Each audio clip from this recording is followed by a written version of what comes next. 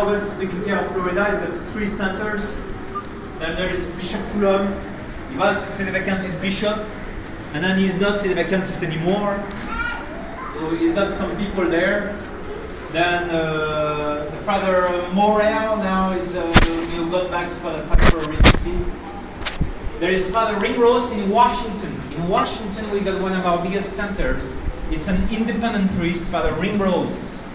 And he's got a parish of 400 or 500 in Vienna, which is a suburb of Washington. So like here, like in your situation, people don't see the difference because it's the same priest and nothing has changed. It's in the other centers that there is a big, big difficulties.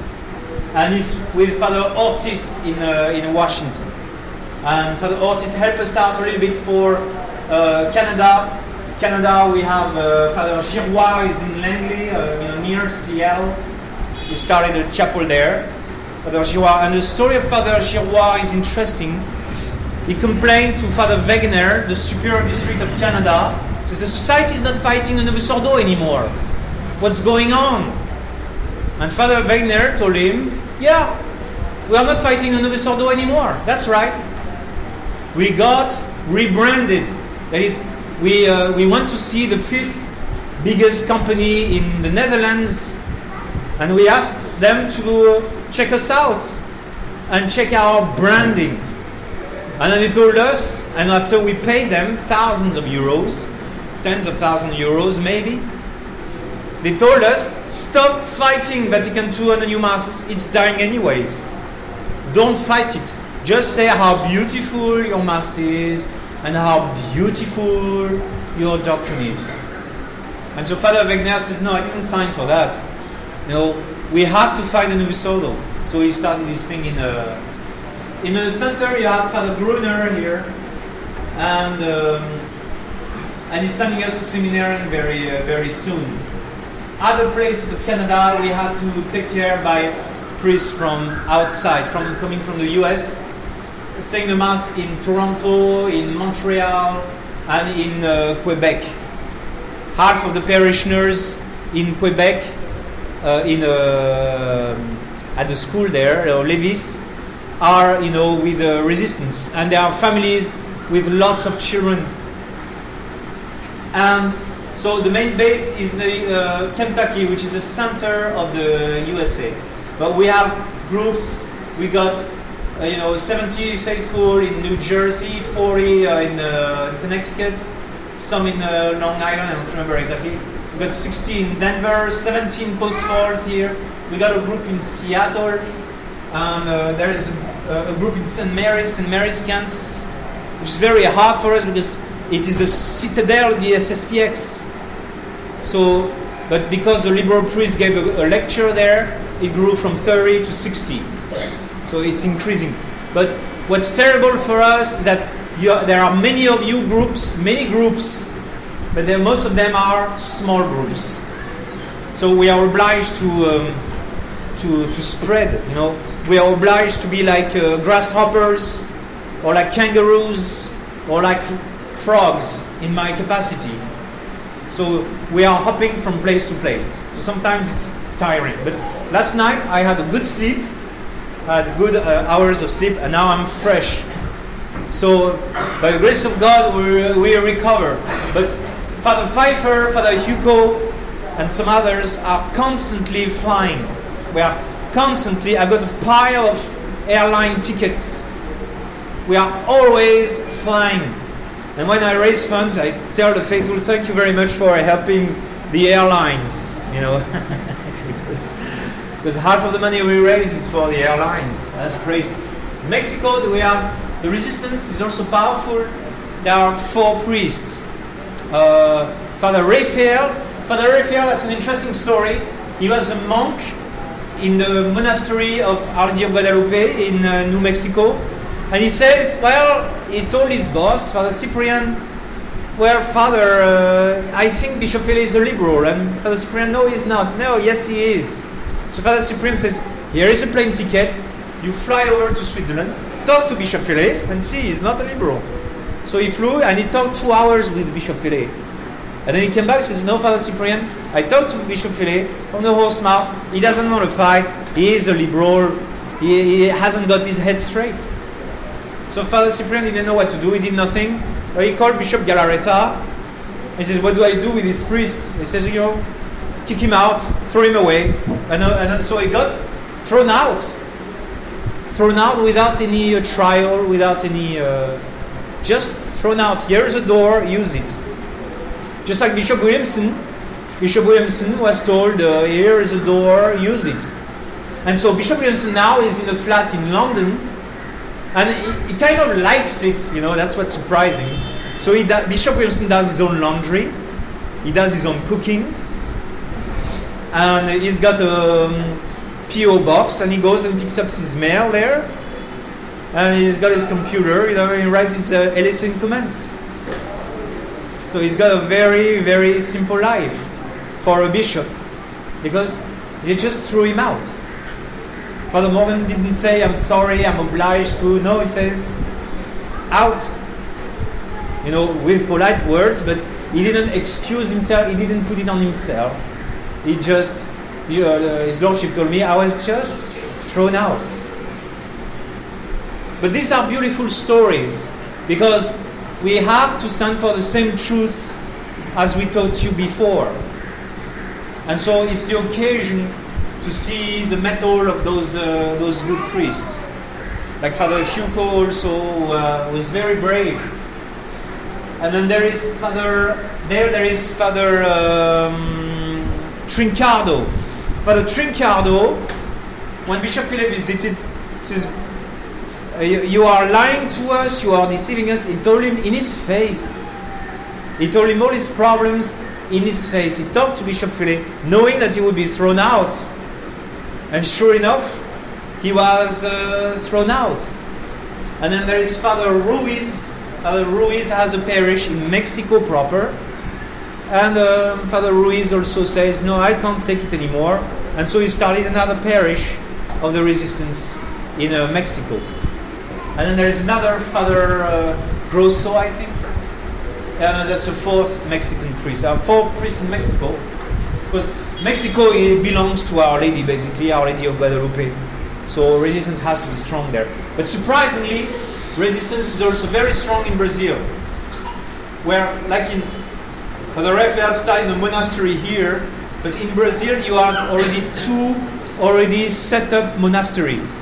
So the Benedictines of Don Thomas Aquinas was another priest with him, and he's going to have 2 ordinations very soon.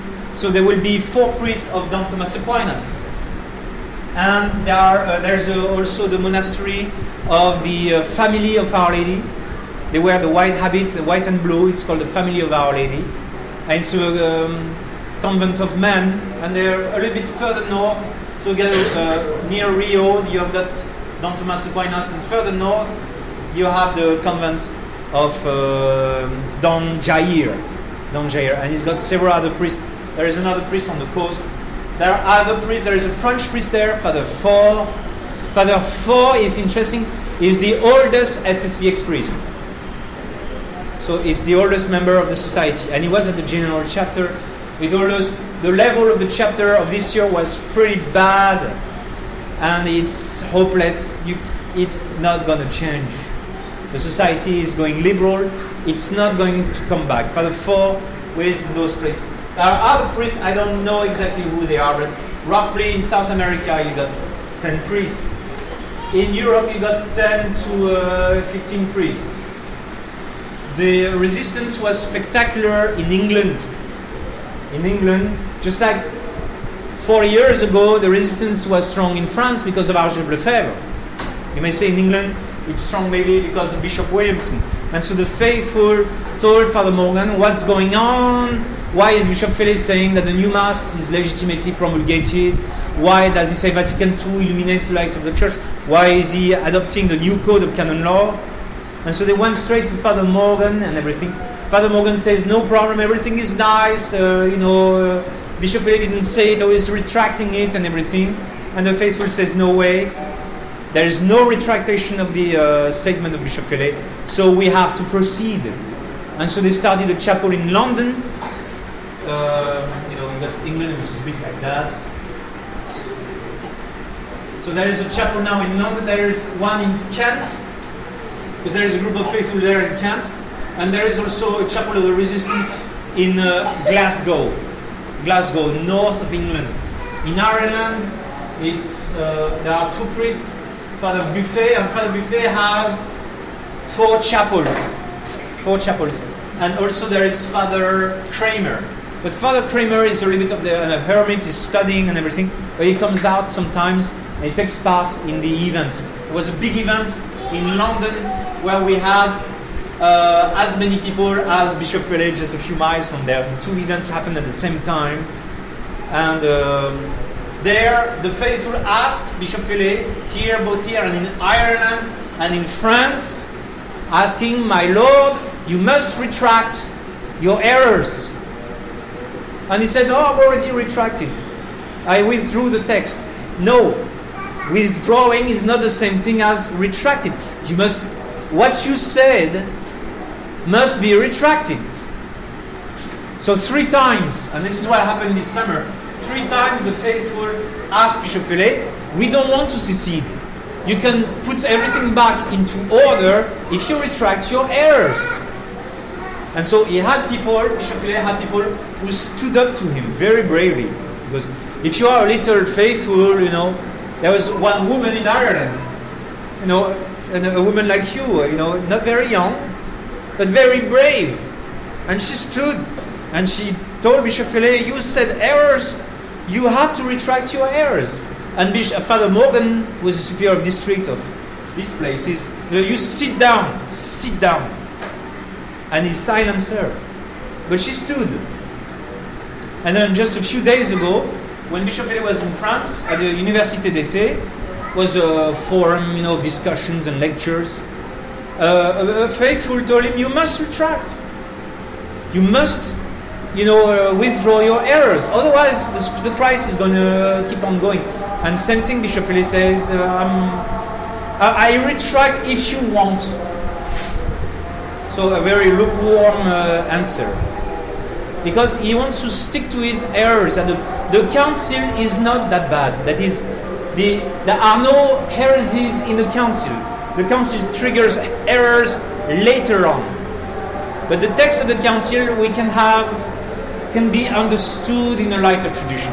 It can be purified, understood in the light of tradition. That's still in his mind.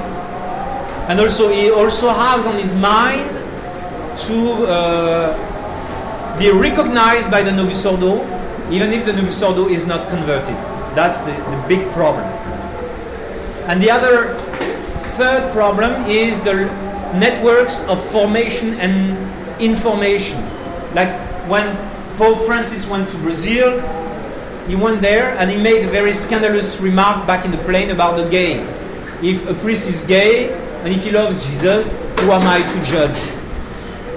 Now, that phrase was taken off in the account of the visit of Pope Francis in Brazil because the official SSPX doesn't want you to know how bad things are in Rome. That they put a gay statue of St. Michael in the gardens of the Vatican. So they won't tell you what happened and what's the problem with that statue of St. Michael, where they put in fact Lucifer on top of St. Michael. And Lucifer points his lance towards the earth. So the crazy things happening, and also the girls in bikinis. You had girls in bikinis during the World Youth Day. You had a rock and roll way of the cross. And then the discourses of the Pope were communist discourse. And then the Eucharistic abuses, where the hosts were put in disposable plastic cups, and then given to everybody, just like candies and everything. And so lots of scandals, graver than before.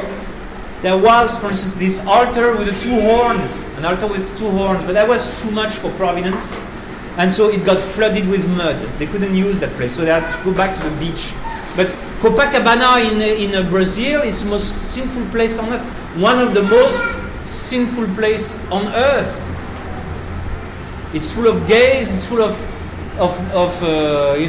pornography, and the women are on that beach. They don't wear even they don't cover even their breasts.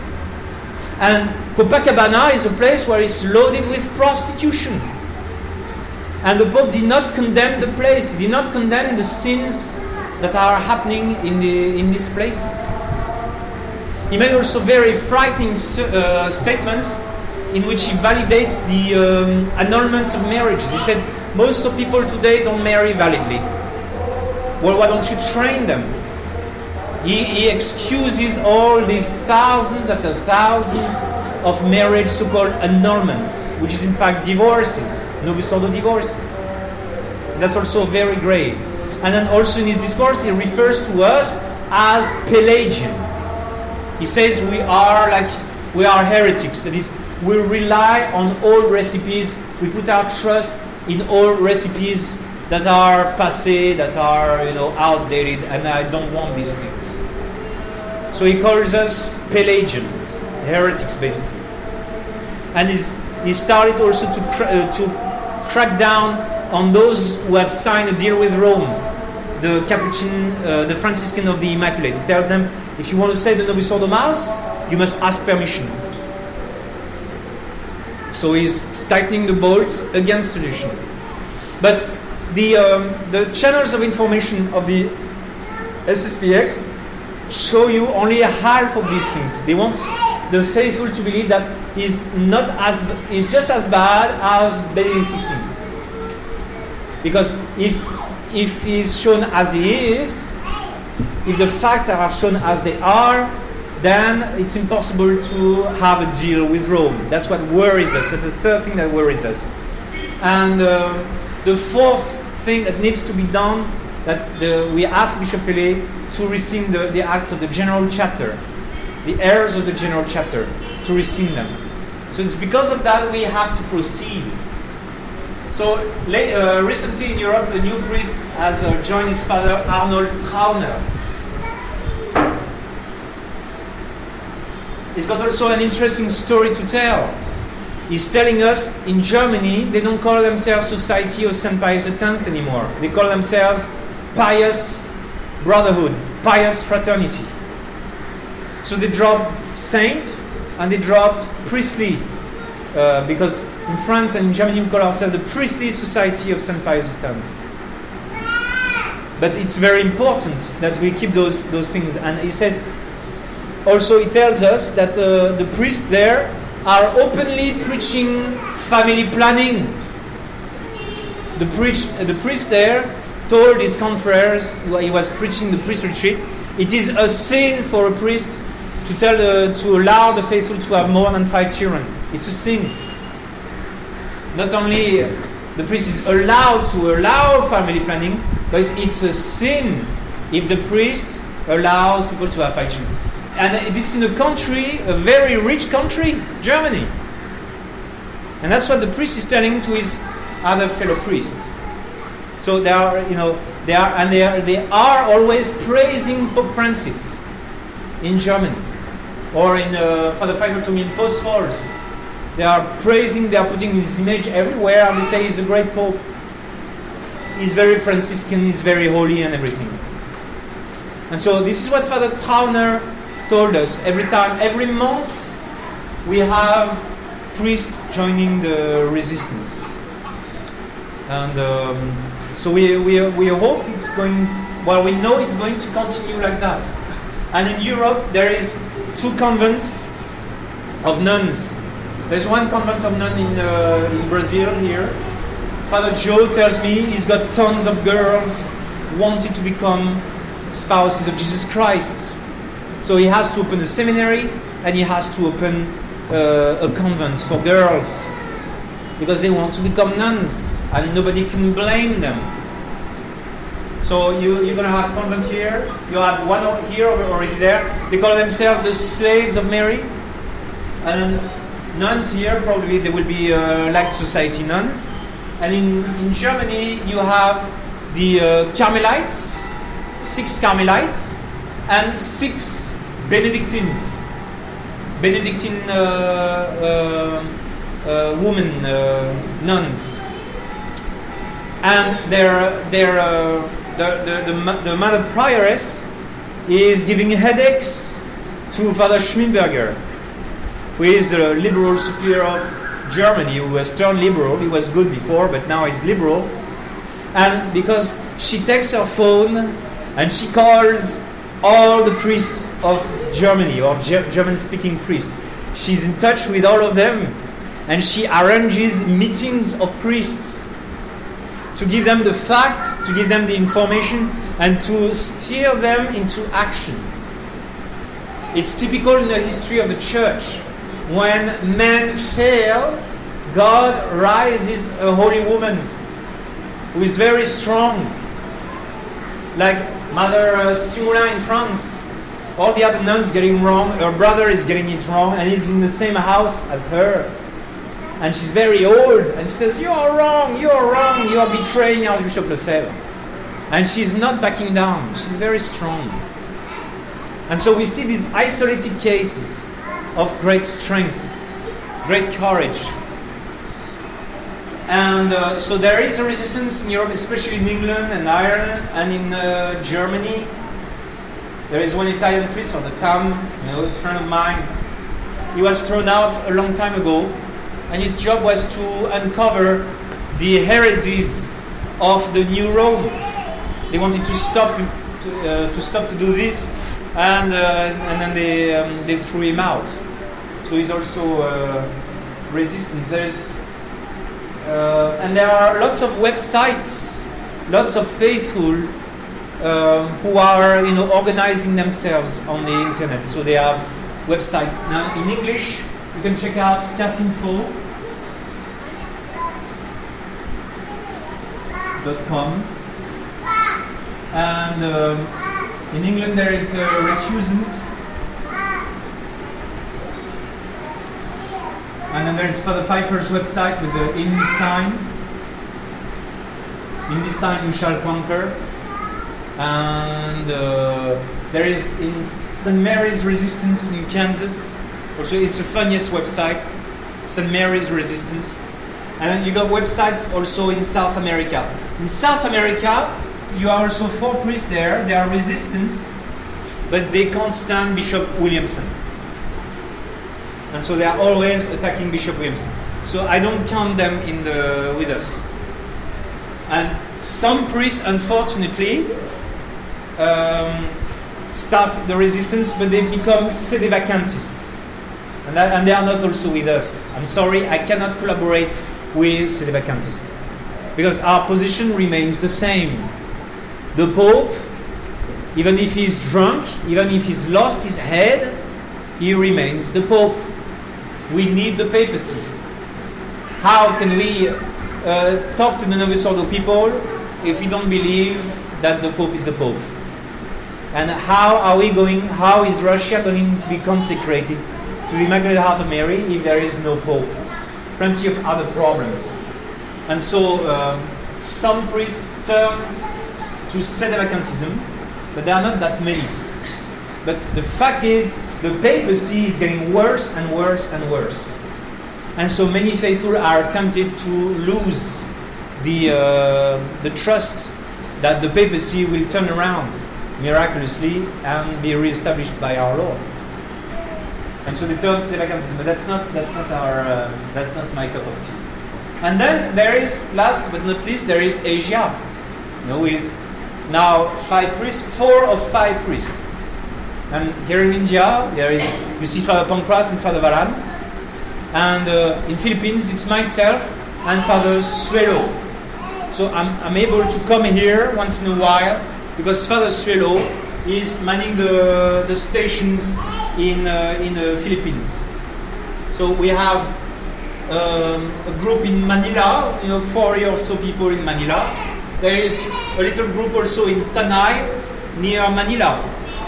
And then there is, we have a group in Iloilo, 20 people in Iloilo. In Cebu, we have 7 families in Cebu. When Bishop Williamson came, there was 50 people. but I think we are less than that. But I found a village south of Cebu, 4 families, and the Novi Sordo didn't marry them. They never got married, but they want to get married. They want to do what is right. And so I have 4 marriages to convalidate over there. And there are 3 other families plus other laymen in Cebu. On the island of Bohol, we have taken over the chapel of Dagohoy. So there are 40 faithful there, 30, 40 faithful in Dagohoy. Those are old-timers. And all of them, the entire group, want resistance. And then in Leyte, there's a group in Ormoc. It's a new group. Most of them come from the Novo Sordo. They went straight from the Novo Sordo to the resistance because you got 2 Filipinas, they are very organized, and they have set up a little chapel for us. So we're going to start to give them the Mass once in a while on Sunday. There is a group in Hindang, halfway down to Maasin. But it's very small, it's struggling. So last time they were only 3 or 5. Right now the group strength is 5 or 6. It's very, very small. When there is Maasin and Santa Cruz, and there you have 100 faithful. We are in touch with some of the So God people, sometimes they show up. So overall in Leyte, that's the stronghold of the Philippines. Leyte, it's 150 faithful there. And recently we added also a tiny island there, very beautiful island, very high volcano. There was an eruption 50 years ago that killed 5,000 people. It's a very beautiful island, very high volcano. And we have 30 people there. Last time Father Suelo said the Mass, there was 30 people there. And we have some calls from Mindanao. We know that these people in Zamboanga are with us, but Father Suelo and I, we are too overstretched. So we don't know yet what to do. 2 possible priests may join us. They are like the Father Noro now. They are listening to us. They come and visit us. We are in touch with them. It's Father Tim Pfeiffer and Father Alejandro Hora.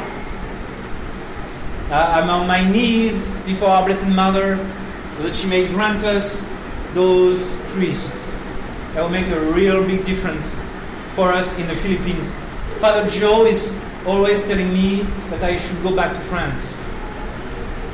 But because France is the most disappointing place in the resistance. That is, we go and visit the Capuchins and the Dominicans and many other priests, and they all say, we agree with you, yes, yes, yes, but they do nothing. They are paralyzed. They agree in their minds, but they don't know what to do. Whereas in the US, the priest says, or in Australia, in Brisbane, the priest says, well, there are good things in Vatican II. Or, those words of Bishop Fillet, wow, they are true words. Just ask Bishop Fillet, will give you the correct interpretation of those words. You put your own interpretation. You don't like the phrase, the new Mass is legitimately congregative, but that's your own interpretation. The correct interpretation of this phrase, ask it from Bishop Fillet himself. And that's the way the American priests are talking. So, in America, the situation of the priests is pretty bad. That is, they are gone. Liberal and almost modernist. And Father Pfeiffer visited a group there, and then those priests were in CVs. They are not wearing the cassock. They spend most of the week in lay clothes because and when they need to go and say the Mass and hear confession, then they put the cassock on. But the rules, they are being thrown away. There is a loss of the spirit, as I was talking to you in the sermon. The loss of the fire, the loss of the generosity in the priestly life. And that's very grave. That means they are plunging. We won't be able to retrieve those priests. And also in the US, it was like in India, the women are very modest, and now they are losing their modesty. So they come to church with, very modestly, or they wear trousers and everything. That was unheard of in the United States. It was not like that in the past, and that's new. And the priests are told by their superiors, don't crack down on immodesty. Their bosses are telling them there is a new policy now. We are not cracking down on immodesty. So the American girls, because it's very westernized over there, the American girls are losing the sense of their own femininity. So that's also a sign of that a big slide is taking place in the United States. And because there is a new team governing the US. The Angelus, the websites also are putting a blind eye to the evils of the Novus Ordo, very much so, as a consequence of this rebranding. And then, so lately, on all these centers, and here, south of Manila, we are opening a house. So a lady, it's like the story of Joseph Raj. A lady has a property of 3.5 hectares. It's pretty big, 3.5 hectares. And she used to farm 50,000 chicken and everything. And she has called us to open our priory there. And then I'm going to train 3 seminarians. I've got 3 seminarians. I don't think Father Pancras can send his seminarian to me because of the paperwork. I'll see what we can do. So if the Indian comes, that would be 4 for Asia. And but this year it will be pre-seminary for 2 seminarians, and the other one I will continue his theology with him because he has done already half of his seminary training. He's a Carmelite religious. So he's wearing the habit of Our Lady of Mount Carmel. So here we'll have our priory there, and it's a big place. So I will preach a retreat in September there, a 5 days retreat there in September. And we also have the possibility to get the locals to Mass. So our estimate will be 40 to 50 faithful there. So there will be 2 hubs basically here, a stronghold here, and another stronghold here. Now Cebu can become also very strong, and then there also you got a plump here. And you go by boats from island to island. So yesterday or 2 days ago, one ferry boat that I was using from Iloilo to Cebu, that thing sunk. It ran into another ship and it sunk, and 20 people died. The second time, 2 years ago, the same ferry also sunk. It was overloaded and it sunk. So once in a while, the ferries are sinking. But otherwise, they are very safe, and I love to travel by ferry.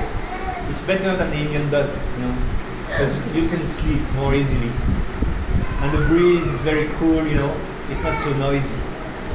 But anyways, that's the charm of going around in the Philippines. So we do have, a remnant of the remnant. I don't say it's very big, It's 150 at the most in Leyte, at the most. Roughly, it's not far from the truth.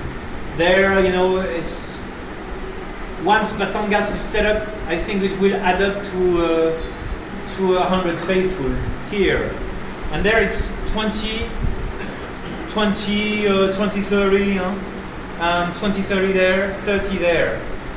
So you got another 100, and then with the scattered Philippines are more or less 400 faithful, I would say. More or less. I don't think I'm exaggerating all that much. Because when we have the fiestas and everything in Marsin, it goes up easily beyond 100 faithful. Because I gave 88 communions during Holy Week. For Easter, I gave 88 communions. So that means there is a serious crowd here. And there is a man called Alexis Sanchez, and then Father Couture and the other priest says, he's a crook, he's a liar, he's a thief and everything. But now he's not a liar, he's not a crook anymore. He went to see Bishop Fele in Germany Father Fluger and Nelly. And they told him, yeah, we take you in our seminary, no problem, but you just do one thing for us.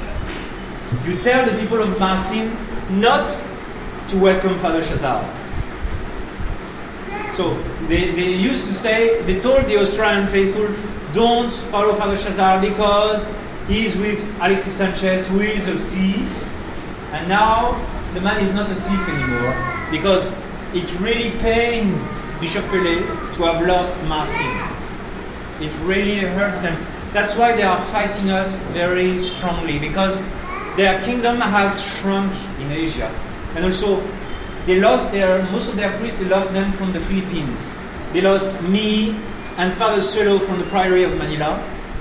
And they lost Father Valan and Father Ortiz from the Priory of Iloilo, and then they lost Father Pfeiffer from the Priory of Davao. And they may lose 2 more priests.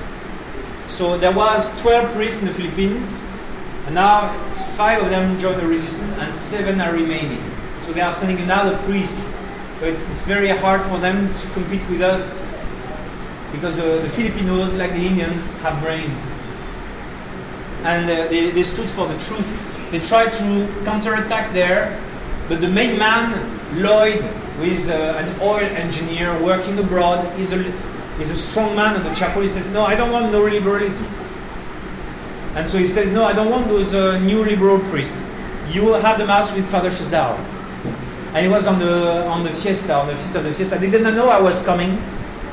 And at the last minute, I showed up. So you see, Our Lady is taking care of us. And some of our centers are growing, but what's happening is that we get new calls. These 2 places are new calls, new places calling us. So we are, even if I have Father Suelo with me, I am overstretched. So during the weekdays, I give the classes in the seminary. I will give the classes in the seminary, and during the weekends, I'll catch a plane to Cebu, or to Iloilo, or to Tacloban to cover these areas. We need my assistance.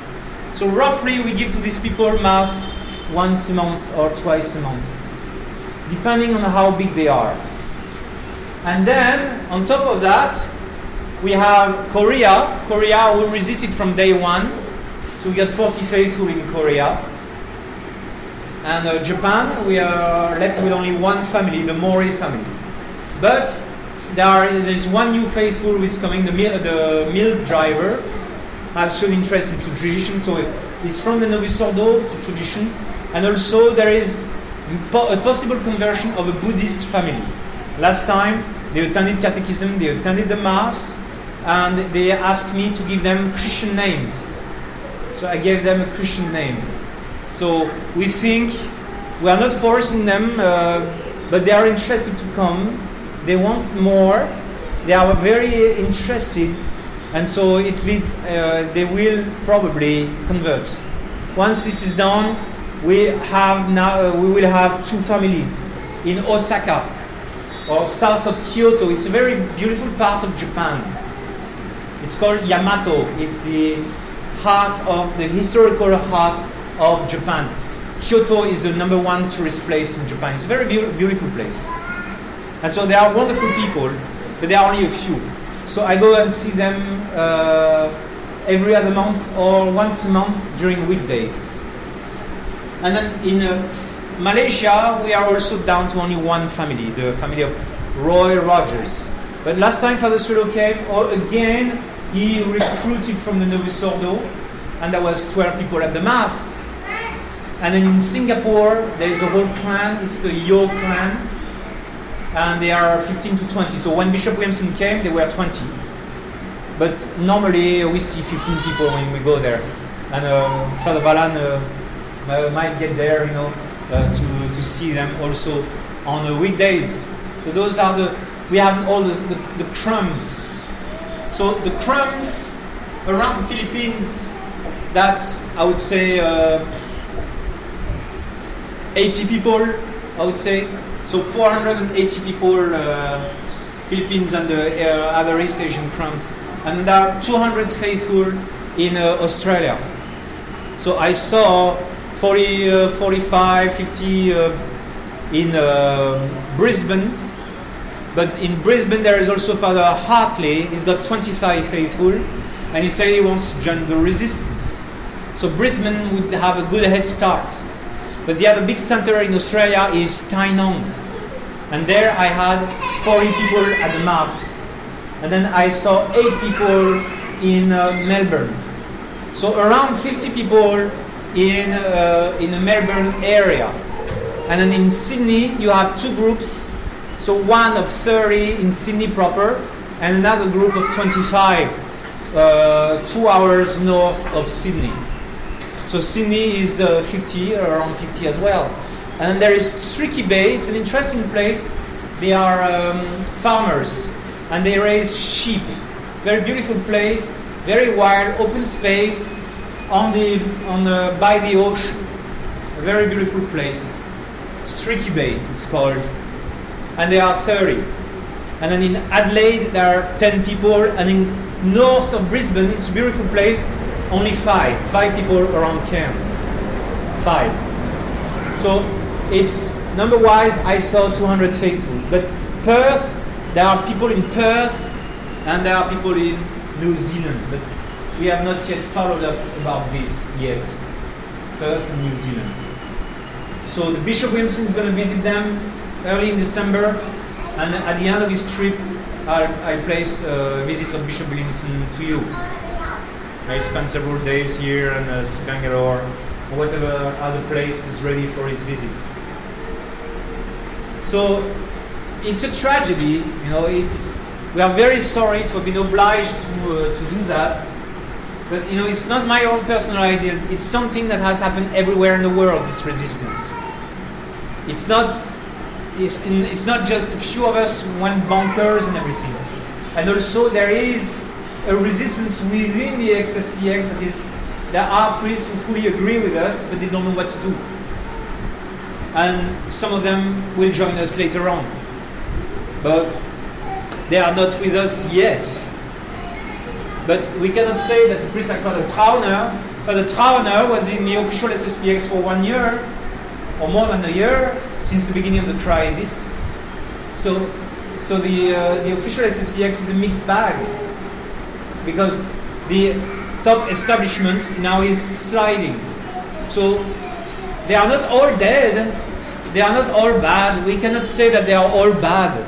But when they say the new Mass, Father de la Roque, for instance, says we can't tell the Novus Ordo to abandon the new Mass, so they will have to have the traditional Mass, but in French, with the altar facing the people. They say we will have to have a hybrid Mass. That's a new theory. Whereas this is not the way you convert people, because you are going towards a new Ordo, you are conceding to them. Whereas in the eyes of God, it has to be an entire conversion. If it's only done halfway, it's not going to work. So you got those liberal priests everywhere now. All of a sudden, we were worried in the past, but now it's in the open that there is a new policy which is taking place, unfortunately, in the SSPA. So we have to do what we have to do, but that implies lots of sufferings for priests and nuns and lay people. Like in Brisbane, one of our faithful, the priest said, "I'm not hearing a confession," and he slammed the door of the confessional to his face. And people are denied the sacraments. People are persecuted because there are places where we cannot go very often, and people are thirsty for the sacraments. It's not their fault if they see the liberalism. It's not their fault. They're asking for explanation, and the only answer they get is denial of sacraments or expulsion. In the case of Father Raphael. But that's the adventure of the gospel. That's what our Lord told us, that we will have pressure. If they have persecuted me, I am your master, and the disciple is not above the master. If they persecute me, they will persecute you. So down the line, the truth always ends up to be persecuted. And it's a repeat of the days, of the early days of Archbishop Lefebvre, 40 years ago, where we had to restart in the garage, we had to restart out of nothing. We had to restart with no books. I mean, Father Valan and I, we were piling books and everything, nice library in Palayam Kotai, and here we've lost all our books. After the seminary, I had plenty of books. I donated my books to my priories. But now I'm thrown out. So I don't have any books. I only have my Summa to study. And hardly any other books. And we have to rebuild everything, pensing. And also the most tiring thing is that we have to restart the work of the seminaries. Otherwise there is no future for us. If we don't train priests, there is no future for us. And it's very tiring. It's not easy at all. But at the same time, God gives us lots of joys, lots of funny moments. The Filipinos are very funny. They are always on time when it's time to eat, when it's time to have a fiesta. They are always on time, and they are very funny. For instance, Rory of Camigin is very funny. And what's your phone number? Well, my phone number is this. And Father, this is my resistance number. I only use this for resistance, And Julie Cordova is also quite funny. And then the Filipinos, they never get angry, and so they distribute leaflets, And one of the leaflets was Father Kramer's statement at the I don't have it here. Father Kramer from Ireland, this statement saying that the Novus Ordo Mass is not legitimately promulgated because not only it's illegitimate, but it cannot be promulgated because the oath of fidelity of the Pope says that the Pope is not allowed to create a new rite. It's not allowed by the oath that the Pope takes when he's crowned, at least Paul VI. And also, the Council of Trent says you cannot have a new rite. This rite you just attended cannot be any different in the Latin Church. It's not allowed to have another rite. And Quo Primum as well, the document of St. Pius V, and canon law and all that. So, Father Kramer says the new Mass is not even promulgated. So the Filipinos, they say, oh, that's nice, and so they make Xerox and then they distribute it to the parish of Our Lady of Victory Church. And then the priest, Father Fortin, was so angry that the next Sunday he took the paper, he showed the faithful, and he tore the paper at the beginning of his sermon. He was very angry. Don't distribute, those papers, that are against us, and blah blah blah blah blah. But the paper was just saying the Novus Ordo Mass is now promulgated, and Bishop Fele cannot say that it is legitimately promulgated.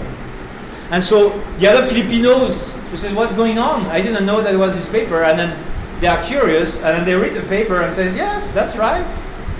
And so they get even more angry. And so there are interesting moments.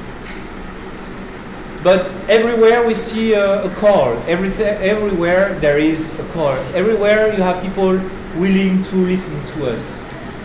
So the situation of the people are different.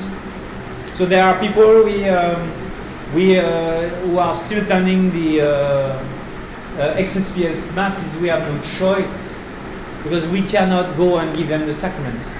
There's only a few of us. But what surprises me is that I've never worked so hard in my life, but my health is good. My health has never been so good. Like the story of Father Cummins. Father Cummins was an old priest in Australia. He was a Redemptorist, and he had a neck problem, his neck going this way. And so when he was a young Redemptorist, they didn't know, should we ordain him or not? He's all crippled, he can't do nothing, he cannot preach, he cannot give retreats, he cannot do this and that. But he was very holy, so they ordained him. And when the crisis of the church started, at the same time, some of his faithful say, why don't you go and see a chiropractor? Because if you are, they can straighten you up. So they straightened up his neck. And then he started to be in good health. But then he could not follow the new mass and everything. So he was thrown out of the Redemptorist. So he started to do what we are doing today, like a kangaroo going from place to place. And the Australian told me he would never deny a single call. So if one person was calling him in Perth or in Darwin, he would jump in a bus and ride for 20 hours, say the mass for that one person, and go back. That was Father Cummins. And a funny story was, he was in one place, so he was talking people out of the Novus Ordo. The Novus Ordo priest went there and everything. Come on, you people, how can you follow this old bag of bones? It's just an old bag of bones. And so Father Cummins had this funny Irish accent, and he says, this old, yeah, maybe I'm a bag of bones, but maybe this old bag of bones might be around before you. It might be, when you'll be dead, this bag of bones might still be around. And sure enough, 2 years later, this young Novus Ordo priest was dead. And the bag of bones was still around, Father Cummins. And so Father Cummins held the line. He held the flame of tradition for 15 years. For 15 years, he was alone in Australia. And he went from place to place. And he gave the Mass and he gave the sacraments. Not every Sunday, yes. But he gave the sacraments often enough to these Australian people until the SSPX came. And so this is what we are doing right now. We want the flame of tradition to survive. It's an operation survival of the operation survival. So it's a lot of work, but very strangely, we never go to the hospital, and we are in a good health. We are in good shape.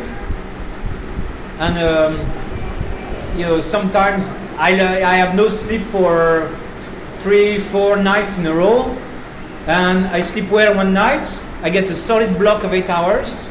After that, I'm all fresh. I can start again. But we do get tired sometimes. But our health is strong. So we don't have any more health coverage because we don't need it. Just like the Capuchins, the Franciscan monks, they don't have health insurance. So I asked my brother, what do you do if you get sick and everything? So he answers, we don't get sick. God doesn't send us to the hospital. And there are 30 of them. So that's enough to prove it. That is, if you put your insurance in God, God gives you the best health coverage that there is. That is, you don't fall sick in the first place. You just drop dead at the age of 90. That's all. Like the Carmelites do. But you just don't go to the hospital. And so my brother tells me we never go to the hospital. So we don't need a health coverage. So it's an adventure. So it's much less boring than before. But it's sad to see people being misled. And it's sad to see all this wastage of energy and properties, the generosity of our faithful, because the assets of the SSPX are in the billions of dollars. If you add all the assets of the society, it's several billions of dollars. And all this generosity now seems to be put into great jeopardy. But our religion is not founded on buildings, even though we are happy to have buildings, don't get me wrong. But it does not depend on that. It's the message. We cannot change the message. All right. So I hope I wasn't too long. Any questions?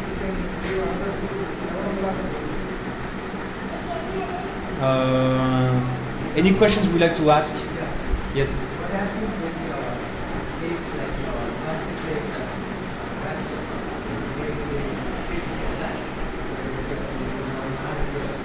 Well, we've done, last year I did a consecration of Russia myself with my faith in Hong Kong. So we can consecrate Russia with that. Yeah, but I already request the Pope. Well, we tried. I mean, we do it once in a while. Before the crisis, Bishop Philip did consecrate Russia in Fatima with the other 3 bishops, and there was a special pilgrimage for that. So it helps, but it doesn't carry the day. It is very clear she wants the Pope to do it. And that's one of the reasons that we should not be sedevacantist, because Our Lady says the Pope has to do it. If there is no Pope, then why is Our Lady asking the Pope to do it? But for the consecration of Russia, it's going to be done the hard way, I think. Because Russia and the US are on the collision point. Yesterday I was asking one of the boys, isn't there a state of war on the internet between Russia and the US? And he said yes. All these countries are at war on the internet. They are thieving each other, they are sending viruses and everything, they are fighting already. And then you see in the newspapers, it's festering in Syria and everything. So it will be done the hard way, I would say. Yeah. Other question? I didn't tell you how many seminarians we have. So I got 3 boys in Manila, 3 or more, I don't know. Father Pancras, he's got 1 maybe. Father Joe says he's got 20. Father Cardoso was pictured with 4 seminarians with a house in the background. So Father Cardoso is already busy with his 4 seminarians. Don Thomas Aquinas is training a few priests. Don Jair is training a few priests. So we have roughly 35 seminarians of the Resistance. 35. And we don't know what's going to come from Germany and France and other places in the future. So it's not so bad. It's not such a bad start.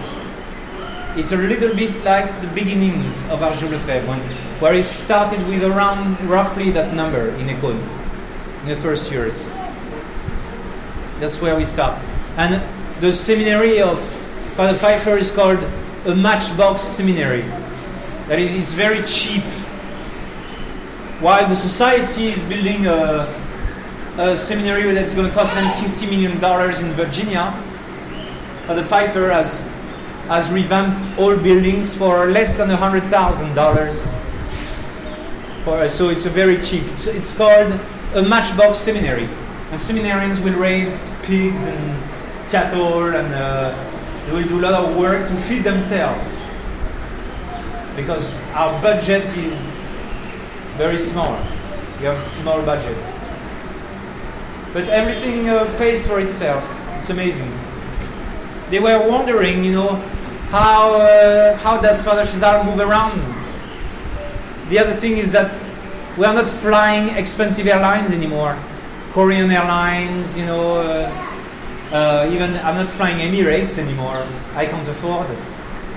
So we fly AirAsia, Tiger Airways, Cebu Pacific, those commercial cheapos, So all you pay is the flight, If you are hungry, you gotta buy food in the plane. So low-cost airlines. So I'm discovering the joys of low-cost airlines. But it pays for itself. And then you are generous. So the faithful of the Resistance really support us. So I don't need to ask much. You come forward with your generosity, and we don't have any worries. Well, Father Pfeiffer has worries because he spends. So 2 months ago when I called him, he says, do you have $20,000? Yeah. Not this time. Because he made this meeting in Washington for the anniversary of Bishop Williamson. So it was 12 priests and 300 faithful. So they made this meeting of the priests. It was very important. It was worth the expense. And so he also organized the London conference in London. that also doesn't come cheap, because to bring Father Kramer and the others, he needs to pay and everything. So, but we see the hand of providence, including on the 15th of August, Korea was so hot, much hotter than India, and Our Lady sent us rain. So it rained during the Mass. During the Mass, there was rain. As the Mass was over for the procession, the clouds went away, and then everything was cool, and we had a cool procession. And then it got back hot again at the after the day after. But on the very moment of the procession, we had the coolest of all weathers. So we are getting those smiles of providence, those wonderful occasions, where, for instance, Father Suelo meets Father Tim, perchance, things are meshed together in a very providential way. But that's the adventure that we do. I think I got no regrets. I've got no regrets whatsoever of having started to do that. And also the good news in India is that because of the resistance, Father Couture is very active. So he attends to Arankandihe, he attends to Tuticorin, he attends to the nuns, the reparation nuns. So they are obliged, at least some of them are obliged to work hard and to give the sacraments away. And if it can be done, as long as Jesus Christ is preached, I can only rejoice. That's what's in. They do it out of envy, they do it because they want to block us, but as long as Jesus Christ is preached, I rejoice, and I shall rejoice, says St. Paul. Because in the end, it's the truth who will prevail. Last year they said, you're going to fizzle out. Yeah, it's going to come to nothing. Father Nelly told me, I love Father Nelly very much, he was my spiritual director. He told me, it's going to fizzle out. You are starting that thing with Father Joe. Father Joe is a clown. You are a clown. It's going to fizzle out. Can they say the same this year? Can they say that we are fizzling out? When more and more faithful are attaching themselves to the resistance. No, it's not fizzling out. It's difficult, yes. But it's not fizzling out. And if it is of God, it's going to go ever stronger. Just like you see in the Acts of the Apostles. You let them be, let them be. If they are not of God, they will fizzle out, says Gamaliel. He says, because remember you had this other sect, it tells the Pharisees, you had this other sect and it ended up in bloodshed. The Romans came and they massacred them all.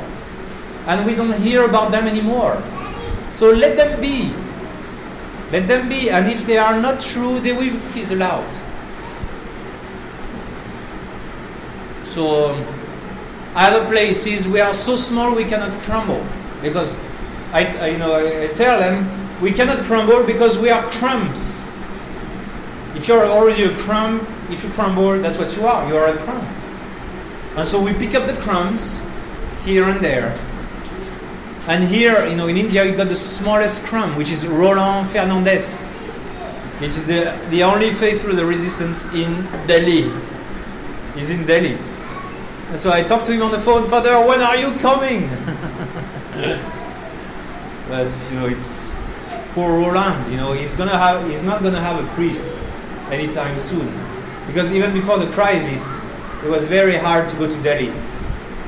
We went to say the Mass for Roland, and then there was only a few people, and these few people were novice ordo, and we didn't make the point to them. Yes?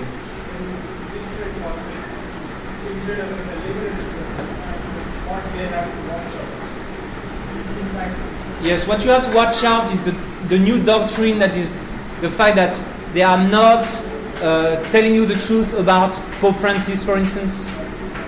And also, they have put in their blueprint, in the general chapter, that they are not waiting for the conversion of Rome. That is, we are waiting for the new Mass to be forbidden and Vatican II to be thrown to the flames. Once this happens, it means the Pope has converted. But now they say, what do you mean by conversion? And then you have traces of liberalism spreading now everywhere in the world, like the priest says, well, so what? We will have to have a hybrid Mass, a mixture between traditional Mass and the Pseudo Mass. Or Vatican II is not that bad, or we cannot condemn Vatican II as a whole. Vatican II is not all together. You have to distinguish the good phrase and the bad phrase in Vatican II. There is this new speech, and especially what's worrying is the new priests, the young priests are very liberal. They are different from the old school priests trained by Archbishop Lefebvre. They are much more liberal. And this is what's coming out of the seminaries today. That's very worrisome. And also, Bishop Fellet has not retracted his errors. St. Augustine is a father of the church. He's a big doctor and father of the church. In theology, we study St. Augustine through St. Thomas Aquinas. But St. Augustine wrote a book with 90 quotes of his. So this is a quote of mine. And that's wrong. I retract it. And then there's another quote of mine, and that's wrong, and I retract it. So what Bishop Fellet needs to do is to say, when I said the new Mass was legitimately promulgated, that was false. I was wrong. I retract it. When I said we will follow especially the new code, that was wrong and very misleading, and I retract it. But instead of doing that, instead of retracting, he is following the new code. How do I know? In my decree of expulsion, they are using the new code. They put the new code ahead of the old code. So they are using as the main source of their legislation the new Novus Ordo Code of Canon Law. So this is not for what I have joined the seminary. I'm sorry. So you don't see that they are retracing their steps back to the original position of Archbishop Lefebvre. When Archbishop Lefebvre died, he told us, you wait for the conversion of Rome. And he was very clear. He says, I was wrong to talk to them. I went too far in my talks to them. And now we are not talking to them anymore until they convert, because they are too smart. And if we are recognized by them, it means that we are under them. We are under their authority, and they will destroy us. So you have two aspects, the doctrinal aspect, where you see the doctrinal slide, and you have the practical aspect. In practice, they are going down. They are sliding down because they want to collaborate with the Novus Ordo. Just recently, Father Pfeiffer told me in Post Falls, they put the image of Pope Francis everywhere, and they are praising Pope Francis, like the liberal Latin Mass people who are afraid of saying anything bad against Pope Francis. They are afraid. You will check on their websites, they are scared of saying anything bad to Bishop Rifan. Bishop Rifan, who used to be a traditional priest in Campos, he betrayed Archbishop Lefebvre. Now he says the new Mass once in a while. And then he organized a special group at the World Youth Day. While some girls are in bikinis and all kind of liturgical abuses are taking place, he has a little corner for the traditional Mass. But you can't do that. You can't go with these people. You cannot mix with this World Youth Day, because it's a new religion, it's a religion of the Antichrist, which is coming.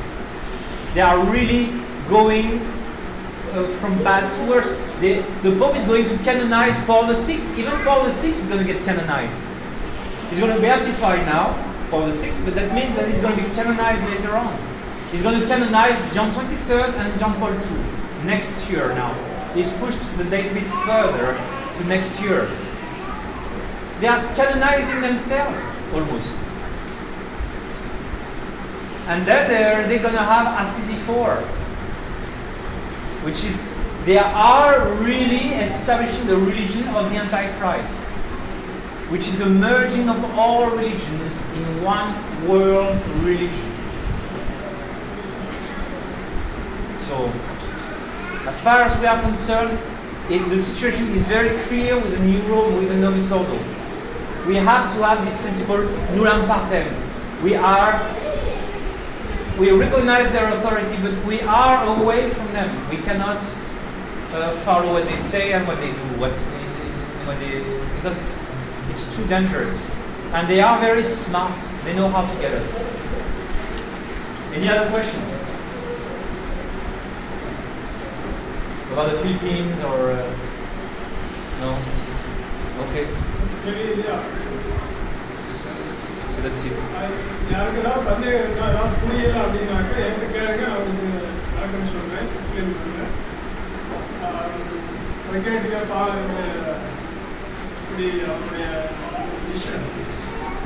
எவ்வளவு கஷ்டமானது பார்க்குறீங்க.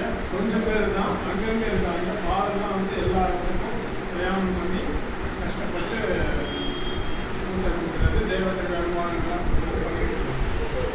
அது வந்து நமக்கு ஒரு பாடத்தை கற்றுக்கிட்டே இருக்கிறோம். என்ன பாடம்னு உங்களுக்கு புரிஞ்சுன்னு நினைக்கிறேன். பூசைக்கு நேரத்தில் வர முடியும், அது முக்கியம். ஏன் இன்னைக்கு பரவாயில்ல, இன்னைக்கு கொஞ்சம் ரிலாக்ஸ்டாக இருக்கணும்னு சொல்லலாம். ஏன் அப்படின்னா நான் இருந்த பாதம் இருந்தாங்க, பூசை முடிஞ்ச பிறகு ஒன்றும் கிடையாது. தான் வந்து அப்புறம் நான் சாப்பிடாம. ஆனால் மற்ற நாட்களில் வந்து நான் வந்து பெங்களூருக்கு போனோம், அதில் கோவா போகணும். அந்த காம்பினேஷன் இருக்கிறப்போ பஸ்ஸோ ஃப்ளைட்டோ மிஸ் பண்ணாமல் இருக்கணும் அப்படின்னாக்கா பூசை வந்து சரியான நேரத்தில் தொடங்கப்படணும், குறிப்பிட்ட நேரத்தில் முடிவு பண்ணணும். நான் பசங்களை பஸ்ஸில் கொடுக்கணும் இருந்த பொழுதிலோ அது இப்போ அவசியமாக இருக்குது. அதே போல் ப்ரிப்பரேஷன் சில இன்னைக்கு இந்த கான்ஃபரன்ஸே நடத்தணும் அப்படின்னாக்க இன்னைக்கு சில ஏற்பாடுகள்லாம் பண்ணணும். அப்போ வந்து எல்லாரும் அது ஒத்துழைக்கணும். அது ஆட்டோமேட்டிக்காக நடந்துடும் அப்படின்னு நினைக்கிறாங்க. கஷ்டப்பட்டு நடக்குது, அது ஈஸியாக நடக்குது, கஷ்டப்பட்டு தான் நடக்குது. அதனால் நீங்கள் வந்து எனக்கோ இல்லை மற்ற எதிராகவர்களோ ஃபோன் பண்ணி கேட்டுக்கிட்டீங்கன்னா எது செய்ய வேண்டியிருக்கா கேட்டுக்கிட்டீங்கன்னா ஒரு சின்ன ஒரு காரியம் உங்கள் சொல்லி இதை செஞ்சுருங்க அப்படின்னு சொல்லி கொஞ்சம் வேலையை டிஸ்ட்ரிபியூட் பண்ணும்போது உங்களுக்கு ஈஸியாக பண்ண முடியும். அதனால் அந்த வகையில் வந்து நீங்கள் உழைக்கணும். ஃபாதர் இப்போ ரீசெண்டாக ஒன்று சொன்னாங்கன்னா ஆஸ்திரேலியாவில் ஒருத்தர் இருக்கார், பில் பாயிண்டிங் ஒருத்தர் இருக்கார். அவர் வந்து ஃபாதருடைய ஆஸ்திரேலியா விசிட் போகிற ஒரு இடத்துக்கு இல்லை, எத்தனை இடங்களுக்கு போனாரோ அந்த விசிட்டை பூரா ஆர்கனைஸ் பண்ணாலும் அவர் எல்லாத்துக்கும் ஃபோன் பண்ணி அந்த டைமு பூசைக்கு வேண்டிய அந்த இடங்கள் இதெல்லாத்தையும் ஆர்கனைஸ் பண்ணி அரேஞ்ச் பண்ணுறாரு. அதே போல் நம்ம எல்லாருமே இதில் வந்து ஒத்துழைக்கணும். என்ன செய்யப்படணுமோ அதுக்கு வந்து நம்மளால் முடிஞ்ச அந்த ஒத்துழைப்பு முன்கூடியே வந்து தயார் பண்ண முடியாது. அதே போல் ஆல்ட்ரு சர்வீஸ் காலேஜ் வரதில்லை, இருந்தாலும் பார்த்தே பேசுனேன். அவங்க ஏதோ ஒரு காரணத்துக்காக அவங்க பூஜைக்கு போகிறாங்க. சரி, அதை தப்பு இல்லை, ஒரு கொஞ்சம் விஷயம் புரியுது, பட் அவங்க நல்லா புரியும் கூட அவங்க பண்ணுவாங்க. அந்த வகையில் இப்போ பூசைக்கு உதவி செய்யணுங்கிறது இப்போ நமக்கு குறிப்பிட்டாலும் இருக்கீங்க. நீங்கள் வந்து கொஞ்சம் ஏர்லியராகவே வாங்க, கரெக்டாக எப்படி வரீங்க, கொஞ்சம் ஏர்லியராக வாங்க. அதே போல் எல்லா விஷயத்துலையுமே கொஞ்சம் நல்லது தாராள மனசு வந்து ஒரு டைம் எனர்ஜியை வந்து ஸ்பெண்ட் அதாவது பெங்களூரில் இப்போ இருக்கிற ஒரு 4 பேர் ஸ்ட்ராங், 5 பேர் ஸ்ட்ராங்காக இருக்காங்க. டாக்டர் அபிலாஷன் ஒருத்தர், அவருடைய தம்பி, அவருடைய தங்கச்சி 3 பேர், அப்புறம் டாக்டர் திவாகர், அப்புறம் ஒருத்தர் மோகன் ஒருத்தர். இவங்க தான் ஆக்டிவாக இருக்காங்க, ரொம்ப ஸ்ட்ராங்காக இருக்காங்க. மற்றவங்கெல்லாம் வந்து அவங்க ஃபேமிலியில் உள்ளவங்க கோச்சிங் வருவாங்க, பட் அவங்களுக்கு ரொம்ப விஷயங்கள் புரியலை. அந்த லெவலுக்கு கோவா ஃபாதர் வந்து வெள்ளிக்கிழமை கோவா பாம்பே போயிட்டு ஏற்கனவே அவங்க போய் இடங்களுக்கு போய் அவங்க பார்த்து சந்திச்சுட்டு நல்ல பொதுவாக சொல்லக்கூடிய விஷயங்கள் என்னன்னா எதை நினச்சி டிஸ்கரேஜ் ஆகிடக்கூடாது. நம்ம கொஞ்சம் பேர் தானே, நமக்கு கஷ்டங்கள் இருக்குன்னு சொல்லி டிஸ்கரேஜ் ஆகக்கூடாது. அந்த ஸ்பிரிட் ஆஃப் சாக்ரிஃபைஸ், அந்த பரித்தியாகத்தோடு செய்கிறது ஆண்டவருக்காக. உங்களுடைய எதிர்காலம், உங்களுடைய குழந்தைகளுடைய எதிர்காலம் உள்ளதான். நீங்கள் நவீன பூஜைக்கு அனுப்புனா அங்கே போனாக்க அந்த இதே போச்சு, விசுவாசமே வந்து போயிடும். பார்ப்பீங்க நவீன பூஜை இன்னைக்கு விசுவாசங்கள் இருக்காது, பைபிள் அந்த வார்த்தை இல்லை, இன்னும் ப்ராக்டிஸ்லேயே இருக்காது. இன்னும் மாறிக்கிறது. உங்களுடைய பிள்ளைகளுடைய எதிர்காலம், உங்களுடைய சொந்த ஆத்மங்களுடைய ரட்சணையும் இதை குறித்து வந்து நீங்கள் பரித்தியாகம் செய்து சில கஷ்டங்களை எல்லாம் ஒப்புக்கொண்டு ஏற்றுக்கொண்டு தைரியமாக இருங்க, ஸ்ட்ராங்காக இருக்கு. Maybe it's a sign. Already in last lesson talks about the apostle of the end of times.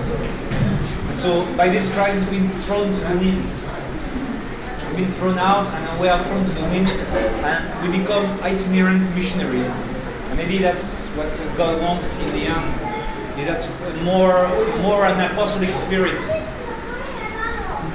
So keep the apostolic flame, be outgoing, talk about tradition to other people, even if they are not listening. I mean, you're going to fail many times, but if you don't throw your net, you are not going to catch fishes. So talk about this Mass here to people around you, bring them to the church, because we were sleeping, we were too much asleep. Now I see in those centers are doing well when you have people who are very outgoing and apostolic. Like, in Osaka, there is one family left, but Mrs. Mori, she goes and talks to everybody.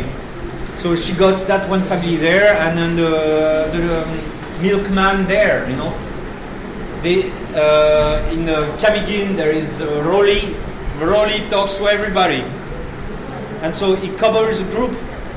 And so we need to rely very much on you, on your apostolic flame. So you have the grace to talk to the others. It's given to you at the sacrament of confirmation. So use this grace. So it's a time where Providence is forcing us to wake up.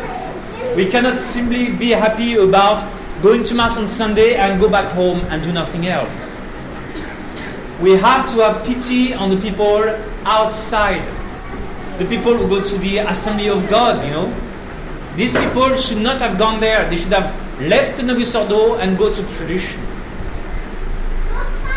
And we have to be apostolic. By the force of things, by the circumstances of this year and last year, we are obliged to be more apostolic.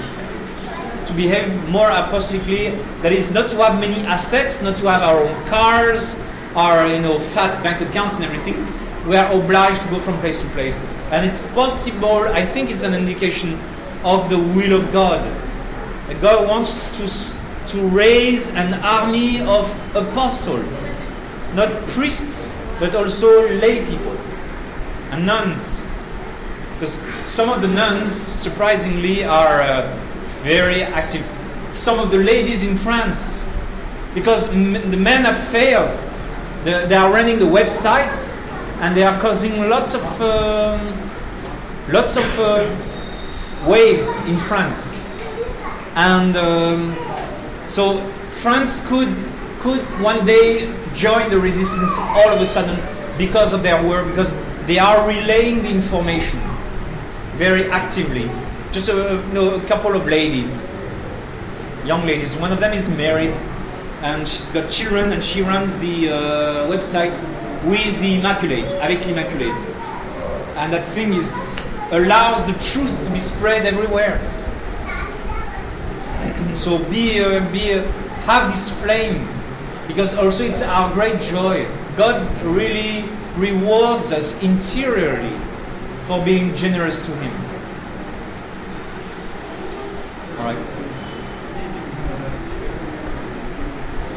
Yes, and also tonight there is a meeting of the younger families and younger people. So people around 30 and down, there is a meeting for you where? At the Priory. So you come upstairs, you can flock over there at the Priory. So we have a meeting for you to explain you the crusade of families, and to explain to you that the only solution is the Catholic family. Also, we must use this crisis as an occasion for us to wake up, because we were, I think we were lethargic. We were asleep. You know, our Lord says, look at Judas. Judas is not sleeping. Judas is busy. The devil doesn't sleep. The enemies, you know, the Mormons there, the other false churches, they are busy. We must not be lukewarm. It's unforgivable, and I think that's one of the reasons why God allowed this crisis to happen, because there's too much lukewarmness, and God doesn't accept it. He wants our hearts, and He reads our hearts. You cannot say I love you when you don't love Him inside. You cannot play monkey with Him. So He wants us to be apostolic, because we have received this treasure. Somebody brought it to us, and it's not ours. It's not my treasure.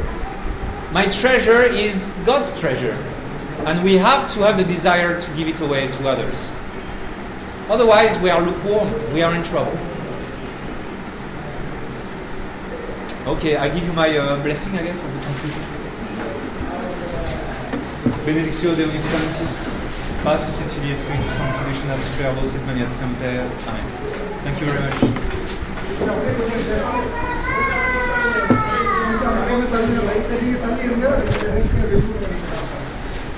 Let's